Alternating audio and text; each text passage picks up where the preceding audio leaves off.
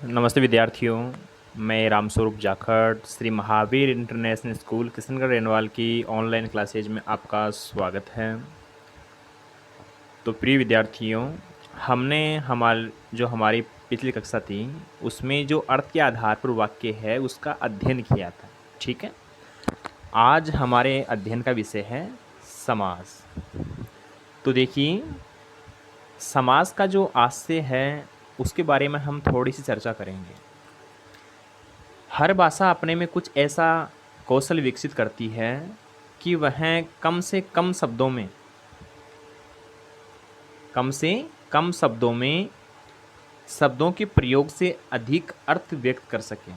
ठीक है, आपको पता है कि आप भी जो अलग अलग भाषाएं हैं, हिंदी है, अंग्रेजी विषय है और जो संस्कृत वगैरह है उसका अध्ययन करते हो, तो उसमें भी एक कौशल है, एक कला है।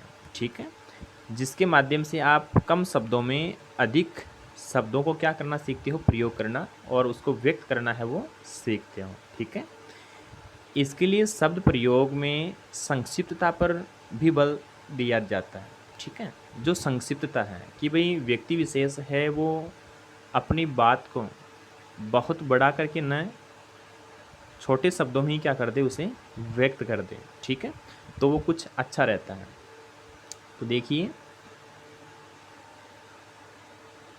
करने की जो प्रकृति के कारण ही हुआ है, यह शब्द प्रयोग की संक्षिप्तता दो तरह की हो सकती है। तो देखिए, जो शब्द प्रयोग वगैरह है उसकी जो संक्षिप्तता है वो दो तरह की हो सकती है। एक तो शब्द कम करके, ठीक है, एक तो क्या होता है कि शब्द वगैरह है वो कम करके, जैसे दिन रात है, माता पिता है, दाल रोटी है, भाई बहन है। ठीक है, दो शब्दों के द्वारा वहीं जैसे कि दिन और रात वाला अर्थ व्यक्त कर दिया जाए।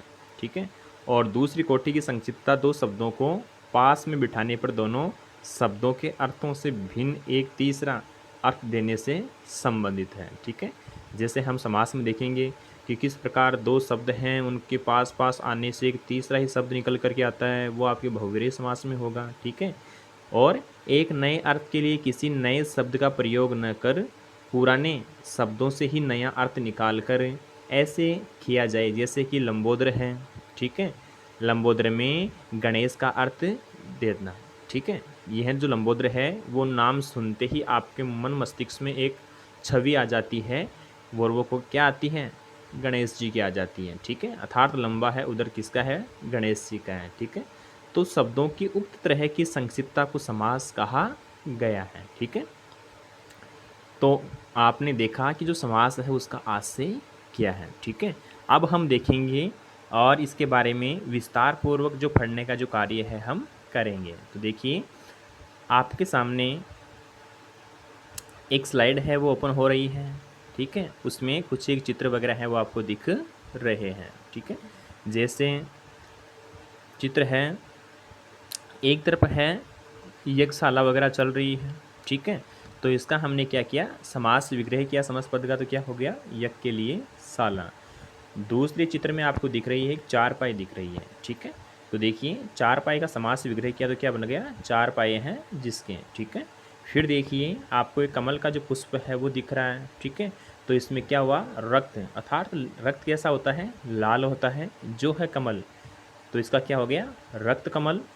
फिर देखिए दो व्यक्ति विशेष है, एक व्यक्ति है पीछे से क्या कर रहा है, उसका जो परस वगैरह है वो चुराने का जो कार्य है वो कर रहा है। ठीक है, तो देख क्या हो गया इसका, जेब कतरा का समास विग्रह क्या हो गया, जेब को कतरने वाला। ठीक है, तो उपयुक्त उदाहरणों में रंगीन शब्द दिए गए वाक्यांशों को संक्षिप्त करके बने, अर्थात जो वाक्यांश वगैरह है उसको क्या करके बने हैं ये संक्षिप्त, जैसे जेब कतरा है, रक्त कमल है, चारपाई है, यज्ञशाला, ये सारे के सारे क्या हैं, रंगीन हैं। ठीक है, तो इनको संक्षिप्त कर दिया गया है। ठीक है, वाक्यांशों को इस प्रकार संक्षिप्त करके एक शब्द की रचना करने को ही क्या कहते हैं, समास कहते हैं। ठीक है, तो इस प्रकार जो वाक्यांश है उनको संक्षिप्त करके एक नए शब्द की जो रचना है वो की जाती है, वो किसके द्वारा की जाती है, समास के द्वारा की जाती है। ठीक है, तो देखिए जो भाषा होती है वो बहुत विशाल होती है, बहुत बड़ी होती है। वाक्यांश भी क्या होते हैं, वाक्य भी बहुत बड़े बड़े होते हैं। तो उन बड़े वाक्यों को ना प्रकट करके छोटे जो उनके जो अर्थ हैं वो ले लिए जाते हैं, और वो किसके द्वारा लिए जाते हैं, वो आपके समास के द्वारा लिए जाते हैं। तो देखेंगे हम आगे समास का जो अध्ययन है वो करेंगे। ठीक है, तो देखिए समास की परिभाषा।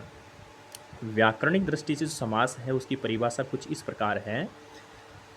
दो या दो से अधिक पदों अथवा वाक्यांशों को संक्षिप्त करके नए शब्द बनाने की प्रक्रिया को समास कहते हैं। ठीक है, तो बच्चों आपके समझ में आई परिभाषा समास की कि दो या दो से अधिक पदों अथवा वाक्यांशों को क्या संक्षिप्त, संक्षिप्त का अर्थ क्या होता है, छोटा करके नए शब्द बनाने की जो प्रक्रिया है उसे क्या कहते हैं, समास कहते हैं। ठीक है, तो देखिए समास की परिभाषा हमने अच्छी तरह से जान ली है। फिर देखेंगे हम समस्त पद एवं समास विग्रह। यह आपको जगह जगह दिखेंगे, कहीं आपको समस्त पद दिखेगा, कहीं आपको समास विग्रह दिखेगा, और ऐसे ही आपकी परीक्षा में प्रश्न है वो पूछे जाएंगे। आपको कहीं समस्त पद दे दिया जाएगा और फिर उस समस्त पद का क्या पूछा जाएगा आपसे, समस्त जो समास विग्रह पूछा जाएगा। कहीं पर आपको समास विग्रह दे दिया जाएगा, फिर क्या पूछा जाएगा आपसे, जो समस्त विग्रह है वो पूछा जाएगा। ठीक है, तो देखिए इसमें समास रचना में दो पद होते हैं। जो समास रचना है उसमें दो पद होते हैं। पहला पद क्या कहलाता है, पूर्व पद, और दूसरा पद कहलाता है उत्तर पद। ठीक है, इन दोनों के समास संक्षिप्त मेल से बना, अर्थात इन दोनों का हमने क्या किया, उत्तर पद और पूर्व पद का समास किया तो वो क्या हो गया, संक्षिप्त हो गया। उनका मेल क्या हो गया, संक्षिप्त हो गया। मेल से बना नया शब्द समस्त पद कहलाता है। क्या कहलाता है, नया जो शब्द है वो समस्त पद आपका कहलाता है।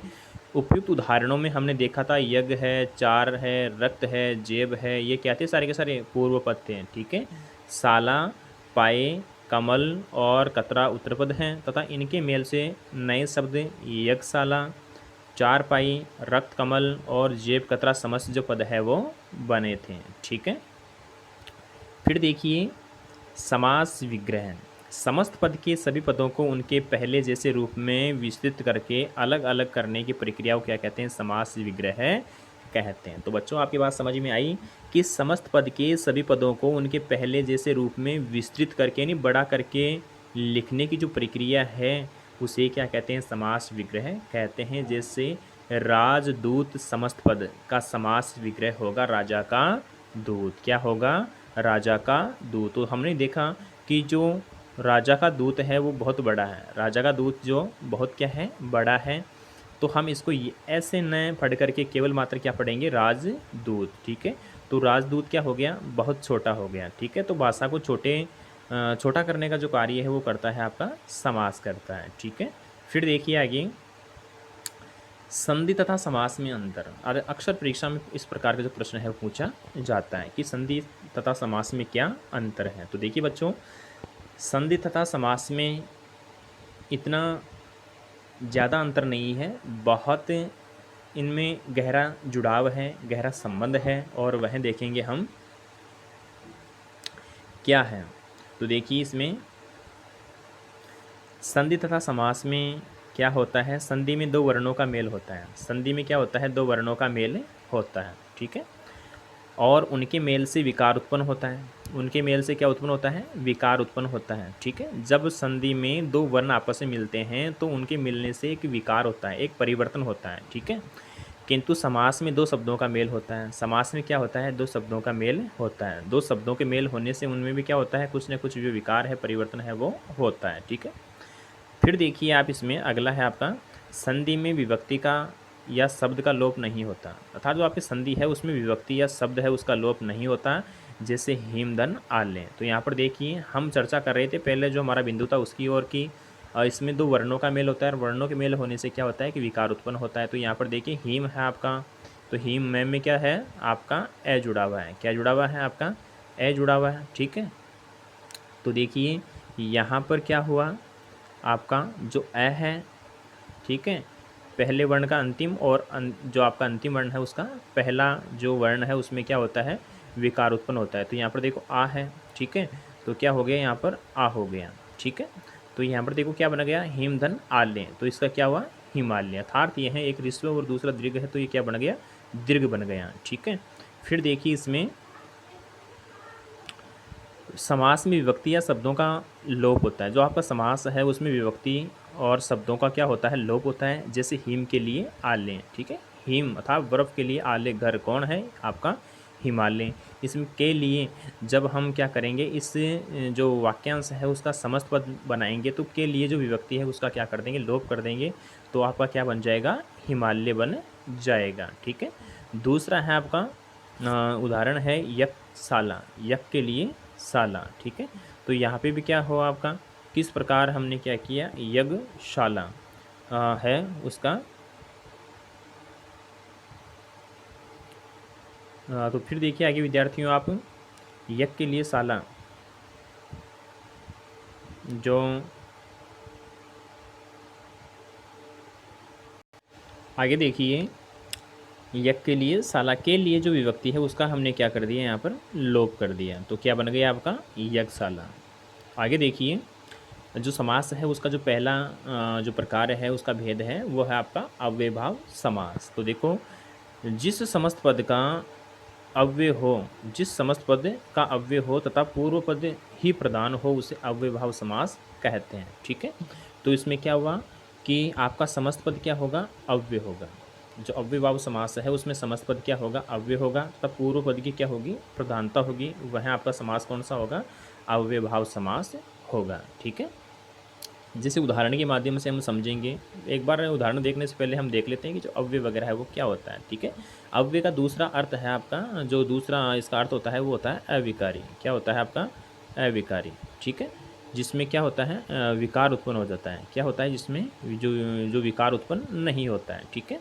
वो आपका कहलाता है अविकारी शब्द। विकारी आपके संज्ञा है, सर्वनाम है, आपका विशेषण है। ये क्या है, आपके सारे के सारे विकारी शब्द है जिनमें लिंग वचन के आधार पर क्या हो जाता है, परिवर्तन हो जाता है। लेकिन जो आपका अविकारी अर्थात अव्यय शब्द है उनमें किसी प्रकार का क्या नहीं होता है, परिवर्तन नहीं होता है। दूसरे इसका अर्थ लेंगे अव्यय अर्थात जिसका कभी वे अर्थात जो कभी क्या नहीं होता है, खर्च नहीं होता है। ठीक है। अब देखेंगे हम उदाहरणों के माध्यम से इसको अच्छी तरह समझेंगे। जैसे आपका है यथाशक्ति। तो देखिए यथाशक्ति क्या है, एक समस्त पद है, इसका हम क्या करेंगे, समास विग्रह करेंगे। तो ये क्या हो गया, शक्ति के अनुसार। ठीक है। फिर है आपका यथामति। तो देखिए मति यानी बुद्धि, बुद्धि यानी मति के अनुसार। तो देखिए इसका बुद्धि न लेकर क्या है, मति अर्थात मति के अनुसार। यथा योग्य, योग्यता के अनुसार। यथा अवसर, अवसर के अनुसार। यथा नियम, नियम के अनुसार। यथा विधि, विधि के अनुसार। तो देखिए किस प्रकार हमने जो समस्त पद हैं उनका क्या किया, समास विग्रह किया। ठीक है। और किस प्रकार इसमें जो पूर्व पद है उसकी क्या है, प्रधानता है। ठीक है। आगे देखिए प्रतिदिन। तो इसका समास विग्रह क्या हो जाएगा, दिन दिन। फिर है प्रतिक्षण। तो क्या हो गया इसका, प्रतिक्षण। आजन्म, जन्म से लेकर। आजीवन, जीवन भर। रातों रात, रात ही रात में। बातों बात, बात ही बात में। ठीक है। तो किस प्रकार ये सारे के सारे जो शब्द हैं वो क्या है आपके, ये सारे के सारे शब्द आपके अव्यय हैं। ठीक है। इनमें किसी प्रकार का लिंग वचन के आधार पर क्या नहीं होता है, परिवर्तन नहीं होता है। ठीक है। तो आपने जो अनेक उदाहरणों के माध्यम से जो अव्ययभाव समास है उसको अच्छी तरह से समझा है। ठीक है। आशा है कि आप अच्छी तरह से इसको समझ गए होंगे। ठीक है। अगला आपका है तत्पुरुष समास। तो देखिए इसमें जिस समस्त पद का पूर्व पद क्या होता है, गौण तथा उत्तर पद प्रदान होता है एवं समस्त पद बनाते समय विभक्ति का लोप हो जाए उसे क्या कहते हैं, तत्पुरुष समास कहते हैं। ठीक है। तो इसमें क्या होता है, आपका पूर्व पद गौण होता है। इसमें आपका पूर्व पद गौण होता है तथा उत्तर पद क्या होता है, प्रदान होता है। और समस्त पद बनाते समय विभक्तियाँ हैं उनका क्या हो जाता है, लोप हो जाता है। ठीक है। तो हम देखेंगे इसमें किस प्रकार जो विभक्तियाँ वगैरह हैं उनका लोप होता है, किस प्रकार जो पूर्व पद है वो गौण होता है और उत्तर पद क्या होता है, प्रदान होता है। जैसे शरणागत, उदाहरण है आपके सामने, क्या है, शरणागत। तो देखिए इसका समास विग्रह करेंगे तो क्या हो गया, शरण को आगत। ठीक है। शरण में आया हुआ। तो देखिए इसमें जो को, ये क्या है, विभक्ति है। जो आपका कर्म कारक है उसकी क्या है, विभक्ति है। अब इसका क्या करेंगे, समास विग्रह का वापस समस्त पद बनाएंगे तो क्या हो गया, जो को विभक्ति है उसका लोप हो गया। देखिए बन गया आपका शरण आगत। ठीक है। फिर देखिए भयाकुल, भय से आकुल। ठीक है। फिर देखिए सत्याग्रह, सत्य के लिए आग्रह। ठीक है। किस प्रकार सत्य के लिए आग्रह किया जाता है, निवेदन किया जाता है। अच्छे मार्ग के लिए गुणहीन, गुण से हीन। राजदूत, राजा का दूत। आनंद मग्न, आनंद में मग्न। ठीक है। ग्रामगत, ग्राम को गया हुआ। जन्मांध, जन्म से अंधा। ठीक है। हवन सामग्री, हवन के लिए सामग्री, देश निकाला, देश से निकाला, गंगा जल, गंगा का जल, घुड़सवार, घोड़े पर सवार। तो हमने देखा किस प्रकार जो को है, से है, के लिए है, से है, का है, पर है, अर्थात इन सभी विभक्तियां हैं, ये कारक विभक्तियां हैं और इनका क्या करेंगे, जब समस्त पद बनाएंगे तो इनका हम लोप कर देंगे। ठीक है, लुप्त हो जाती है और क्या बन जाता है, आपका समस्त पद है वो बन जाता है। ठीक है, फिर देखिए आगे अगला आपका कर्मधारय समास है वो। ठीक है, तो देखिए कर्मधारय समास में क्या होता है, जिस समस्त पद के दोनों पदों में विशेषण विशेष्य या उपमेय उपमान का संबंध होता है उसे कर्मधारय समास कहते हैं। कर्मधारय समास में भी उत्तरपद प्रदान होता है। ठीक है, तो इसमें विशेष बात ध्यान देने वाली ये है, ये बहुत ध्यान देना है आपको। क्यों देना है, क्योंकि यह आपका जो समास है वो आपके बहुव्रीहि समास से भी बहुत ज़्यादा जुड़ा हुआ है। ठीक है, जब हम बहुव्रीहि समास पढ़ लेंगे तब हम इन दोनों के बीच का जो अंतर है वो भी जानेंगे। ठीक है, तो देखिए जिस समस्त पद के दोनों पदों में विशेषण विशेष्य या उपमेय उपमान का क्या होता है, संबंध होता है, उसे कर्मधारय समास कहते हैं। ठीक है, कर्मधारय समास में भी उत्तरपद क्या होता है, आपका प्रदान होता है। जैसे कि हम यहाँ पर देखेंगे महात्मा। ठीक है, तो महान है जो राजा, यहाँ पर हमने राजा लिया। अगर हम यहाँ पर किसी श्रेष्ठ व्यक्ति का नाम लेते हैं कर्मों से श्रेष्ठ, तो उसको भी हम ले सकते थे, लेकिन यहाँ पर देखिए राजा को श्रेष्ठ माना गया, क्योंकि राजा है वो सारी जो प्रजा है उसका क्या रखता है, ध्यान वगैरह रखता है, उसके अच्छे के लिए सोचता है। ठीक है, तो यहाँ पर क्या हो गया, महान है जो राजा। अब राजा कैसा है, महान है। राजा कैसा है आपका, महान है। तो देखिए यहाँ पर किस प्रकार विशेषण विशेष्य की क्या बता रहा है, विशेषता बताने का जो कार्य है वो कर रहा है। ठीक है, नील कमल, नीला है जो कमल। ठीक है, परमानंद, परम है जो आनंद। सज्जन, सत है जो जन। किस प्रकार जो लोग हैं वो क्या है, सत अर्थात अच्छे हैं। ठीक है, पीताम्बर, जो अंबर अर्थात तो वस्त्र। अंबर किसे कहते हैं, वस्त्र को कहते हैं। वस्त्र के कैसे हैं, पीले हैं। ठीक है, तो देखिए इसमें आपके जो वस्त्र हैं वो कैसे हैं, पीले हैं। फिर देखो महाकाव्य, महान है जो काव्य। काव्य कैसा है, महान है। ठीक है, नीलकंठ, नीला है जो कंठ। तो यहाँ पर देखो कंठों को किस प्रकार यहाँ पर उनके बारे में बताया जा रहा है कि जो कंठ कैसे हैं, नीले हैं। ठीक है, फिर देखिए विद्याधन, तो देखो विद्या रूपी धन। तो यहाँ पर देखो किस प्रकार से यहाँ धन की जो श्रेष्ठता है वो बताई जा रही है। ठीक है, यानी कि जो विद्या है उसको माना गया है धन के समान मूल्यवान। ठीक है, भवसागर, संसार रूपी सागर। ठीक है, चंद्र खिलौना, अब देखो जो खिलौना है उसको उपमा दे दी गई, किसकी दे दी गई है, चंद्रमा की दे दी गई है। ठीक है, घनश्याम, अब देखो जो श्याम हैं उनके शरीर की उपमा दे दी गई, किसे दे दी गई है, घन अर्थात बादलों से दे दी गई है। कमल नयन, जो नयन हैं, आँखें हैं, नेत्र है, उनकी उपमा दे दी गई है, किससे दे दी गई है, कमल के समान दे दी गई कि भाई इसकी तो आँखें किसके समान है, कमल के समान है। चंद्रमुख, अब देखो यहाँ पर मुख क्या है, मुख एक साधारण वस्तु है, उसकी उपमा दे दी गई है, उससे तुलना कर दी गई है, किससे कर दी गई है, चंद्रमा से कर दी गई है। कनक लता, तो देखिए यहाँ पर कनक के समान लता। ठीक है, तो किस प्रकार जो बेल है उससे क्या कर ली गई है, यहाँ पर तुलना है वो कर ली गई है। ठीक है, तो हमने देखा किस प्रकार से जो समस्त पद है वो क्या होता है आपका, इसमें कर्मधारय में जो विशेषण विशेष्य या उपमेय उपमान का जो संबंध है वो पाया जाता है। ठीक है, और जो उत्तरपद है उसकी क्या होती है, प्रधानता है वो होती है।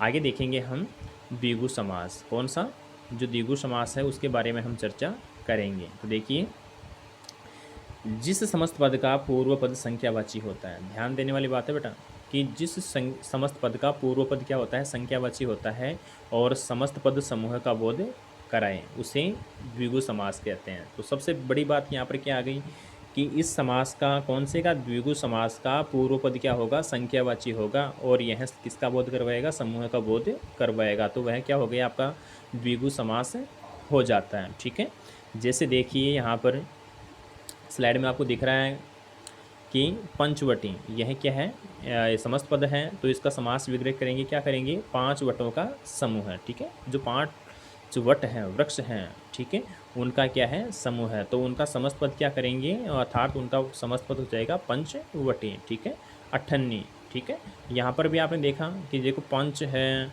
अठन्नी है, यहाँ पर देखो 5, 8, 7, 3, 5, ये 4, ये क्या है, सारे के सारे संख्यावाची हैं। ठीक है, और यह किसका बोध करवाते हैं, और जो समस्त पद है वो समाहार का अर्थात समूह का जो बोध है वो करवाते हैं। ठीक है, तो देखिए इसमें 98 में क्या हो गया, 8 आनों का समाहार। ठीक है, फिर देखो शताब्दी में हो गया सत अब्दों का समाहार। त्रिवेणी में हो गया 3 वेणियों का समाहार अर्थात 3 नदियों का समूह है। ठीक है, पंजाब 5 आबों का समाहार। चौमासा में हो गया 4 मासों का समूह अर्थात जो 4 ऋतुएं हैं उनके समूह क्या कहते हैं, चौमासा। ठीक है, 4 मासों का समूह, सॉरी। फिर देखिए सतसई 700 दोहों का समाहार। ठीक है, तो इसमें क्या हो गया आपका 700 दोहों का जो समाहार है वो क्या कहलाता है, आपका सतसई कहलाता है।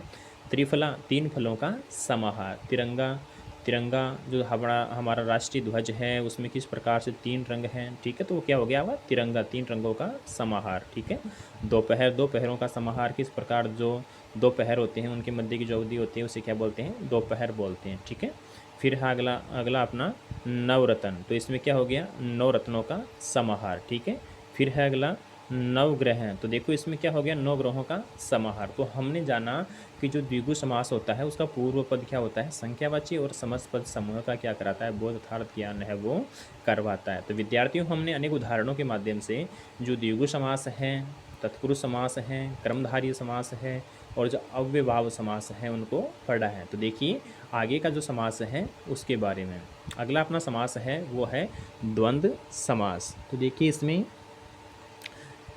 जिस समस्त पद के दोनों पद प्रधान हो, अर्थात जिस समस्त पद के दोनों पद क्या हो, प्रधान हो, तथा विग्रह करने पर देखिए क्या आए, और अथवा या दोनों पदों के बीच में, ये कहाँ आएंगे, दोनों पदों के बीच में आएंगे। क्या क्या आएंगे, और है, अथवा है, या है। ठीक है, तो उसे क्या कहते हैं, द्वंद्व समास कहते हैं। जैसे यहाँ पर देखेंगे माता पिता, तो देखो यहाँ पर क्या हो गया, माता और पिता, तो आगे ना दोनों जो पद हैं उनके बीच में आ गए ना, क्या आया, और। राजा रंक, राजा और रंक। रात दिन, रात और दिन। जीवन मरण, जीवन और मरण। भला बुरा, भला और बुरा। गंगा यमुना, गंगा और यमुना। तो देखिए अगला देखते हैं हम, पाप पुण्य, पाप या पुण्य, लाभ हानि, लाभ या हानि, या ना। ठीक है, दोनों पदों के बीच में किस प्रकार से यह आकर क्या करता है, यह आकर के इनको विभाजित करता है। ठीक है, सही गलत, सही या गलत। चाय कॉफ़ी, चाय या कॉफ़ी।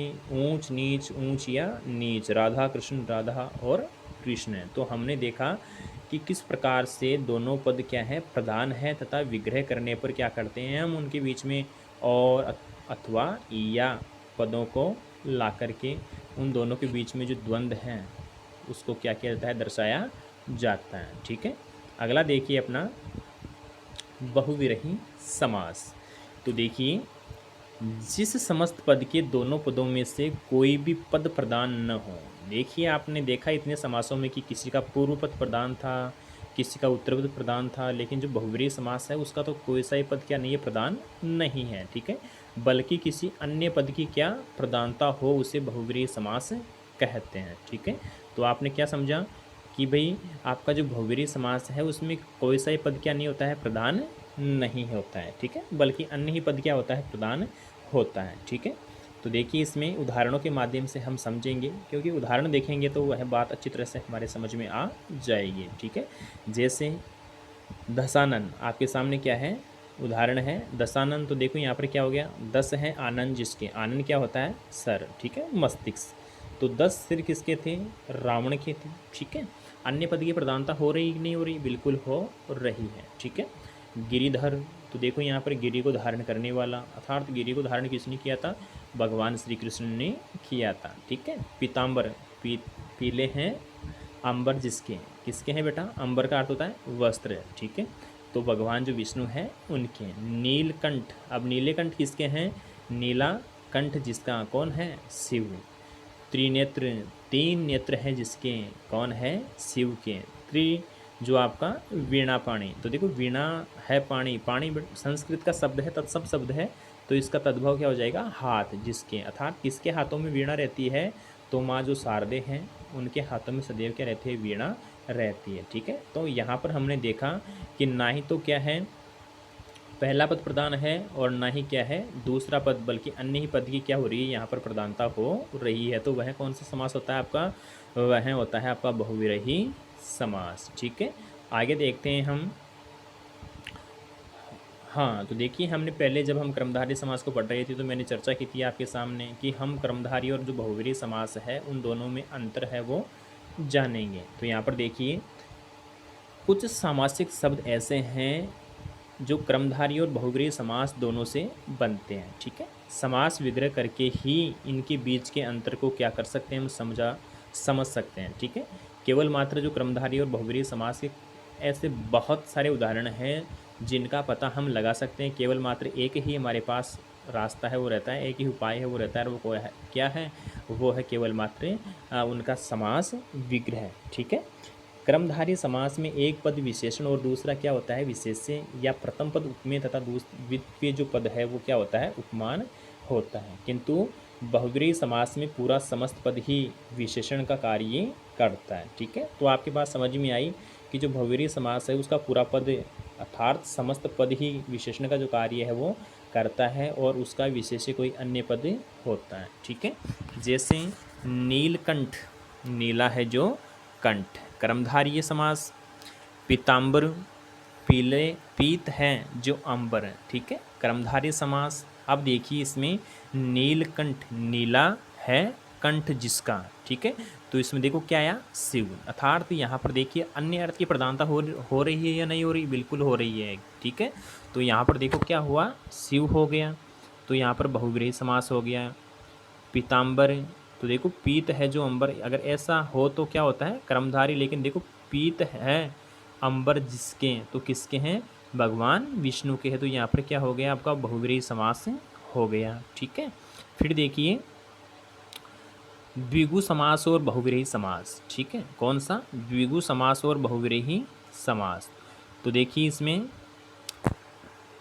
इन दोनों में अंतर देखेंगे क्या होता है। द्विगु समास में पहला पद संख्यावाची विशेषण और दूसरा पद विशेष्य होता है। ठीक है, तथा समस्त पद समूह का बोध कराता है, जबकि बहुव्रीहि समास में पूरा समस्त पद विशेषण का कार्य करता है। ठीक है, क्या समझा आपने कि द्विगु समास में पहला पद संख्यावाची विशेषण और दूसरा पद विशेष्य होता है तथा समस्त पद समूह का बोध कराता है, जबकि बहुव्रीहि समास में पूरा समस्त पद विशेषण का कार्य करता है। जैसे दशानन, 10 अन्नों का समूह है। ठीक है, तो यहाँ पर 10 अन्नों का समूह क्या हो गया आपका? द्विगु समास हो गया। ठीक है, 10 सिरों का समूह है। ठीक है, त्रिनेत्र, 3 नेत्रों का समूह है, तो क्या हो गया यहाँ पर? द्विगु समास हो गया। लेकिन अगर ऐसा है दशानन 10 है, आनंद जिसके किसके हैं? रावण के हैं, तो यहाँ पर आपका बहुव्रीहि समास हो जाता है। ठीक है, फिर है अगला अपना तिरंगा, 3 रंगों का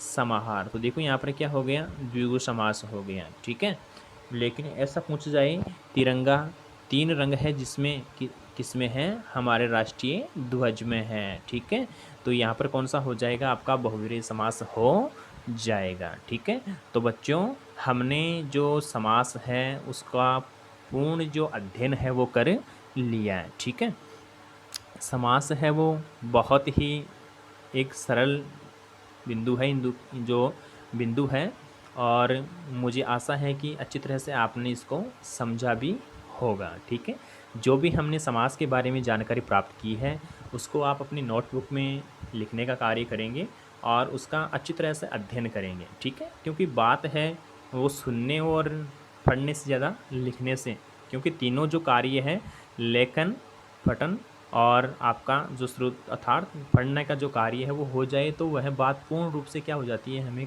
कंठस्थ है वो हो जाती है। ठीक है, तो समास है वो आप सबने समझ लिया है। ठीक है, तो अच्छी तरह से आप इसका अध्ययन करेंगे। ठीक है, और हम आगे हमारी जो अगला जो विषय है उसको लेकर के हम आएंगे। ठीक है, धन्यवाद।